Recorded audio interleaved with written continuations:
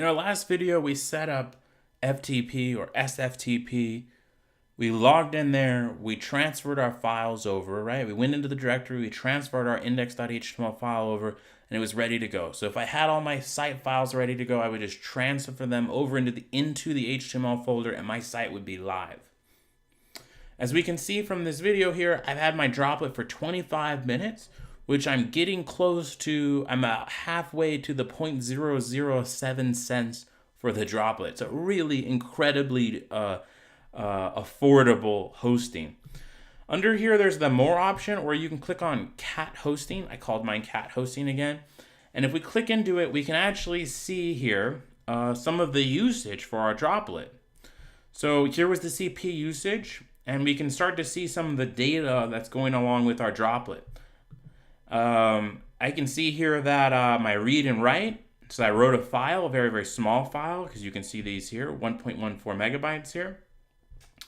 And I can see the bandwidth usage, almost nothing for the last 6 hours or so.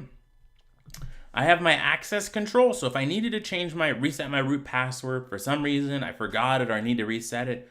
Again, my root password is going to be different than my DigitalOcean account password. That was the one I set up here when I went to go and create my account originally. Again, I have a unique password for each droplet.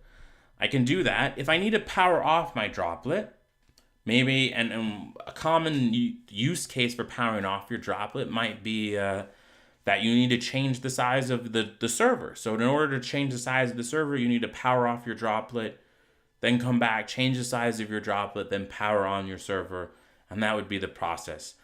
Basically, almost imagine it physically like if you had a physical box. You go in there, add the bonus pack to it, you turned it off, you add the bonus pack, and then you turn it back on. And that's that process for doing so.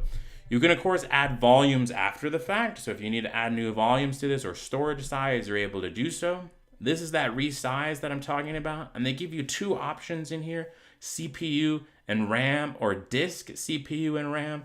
This one's pretty nice because it's a temporary thing. So you can just, I'm getting a lot of hits. I need to go and scale it up some more. You can go and click that and you scale it up and you're going to be able to handle that traffic.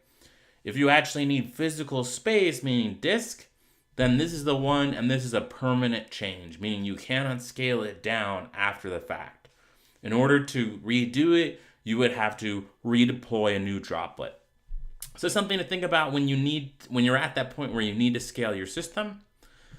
They have networking here, which we can talk about a little bit about to set up your IP addresses and private networks and some different things like that. We might be making an additional series on this, which you'd be able to check that out if you're curious about more of the networking options, as well as there'll be a series on using Hover and to buy a domain name and pointing your domain name to your IP address. For some of you who are wondering at this point, well, I have the IP address, but how do I get my name there? That would be the series that would cover that. And again, that would be beginning DNS.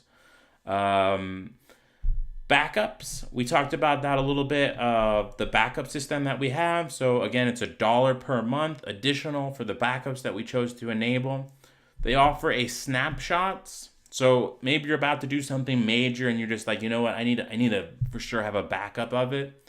You can take a snapshot of your droplet, which is the exact instance of the droplet, down to every detail, name it, take a live snapshot, and it's charged at 0.05 gigabytes a month. So really, again, very, very cheap. And you could go and delete it and not be charged that at all once you're done with the update or whatever you needed to do.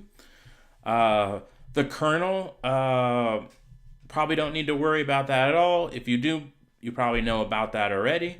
History, you can see the status of what you've been doing to the droplet. Of course, destroying your droplet.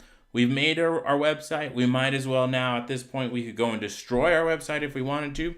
It's been up for 25 minutes. I can click the destroy. It'll destroy that droplet. No instance of it. It's totally gone forever. Don't need to worry about it anymore after that fact. What we did with the terminal, you can also do a console here. It opens up a console terminal window, essentially, via the browser, and you can do that. I personally like to use the terminal because it's my own Mac app and I'm not having to use a browser for it.